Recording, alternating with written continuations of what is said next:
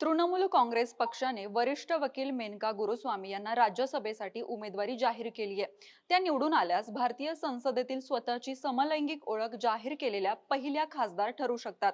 आता तुम्ही म्हणाल, कोण आहे मेनका गुरुस्वामी आणि त्यांच्या उमेदवारीकडे इतक्या गांभीर्याने का पाहिलं जात आहे? हेच आपण आजच्या या व्हिडिओमधून बघणार आहोत.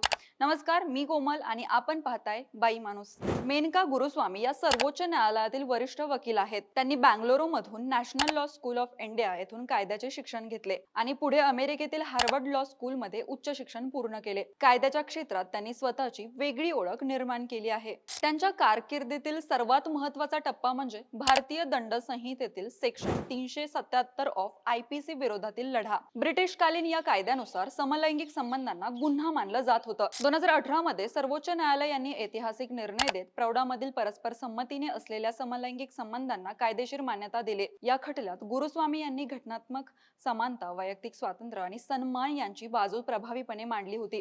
कायद्यात बदल झाला असला तरी सामाजिक पातळीवरील आव्हाने अजूनही कायम आहेत. एलजीबीटीक्यू समुदायाला रोजगार, शिक्षण, आरक्षण, आरोग्य सुविधा आणि सामाजिक स्वीकार यांसारख्या अनेक मूलभूत प्रश्नांना सामोरे जावे लागते.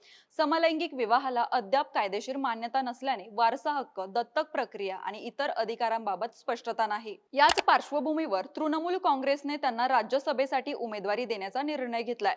त्या निवडून आल्यास हा केवळ वैयक्तिक यशाचा क्षण ठरणार नाही, तर भारतीय संसदेतील प्रतिनिधित्वाच्या दृष्टीने एक ऐतिहासिक पाऊल मानला जाईल. मात्र हा निर्णय खऱ्या अर्थाने धोरणात्मक बदलांची सुरुवात ठरेल की केवळ प्रतिकात्मक पाऊल राहील, हा प्रश्न सध्या चर्चेत आहे. बाकी तुम्हाला याबद्दल काय वाटतं? कमेंट करून नक्की कळवा. आणि हो, बाई माणूसला फॉलो करायला विसरू नका. धन्यवाद.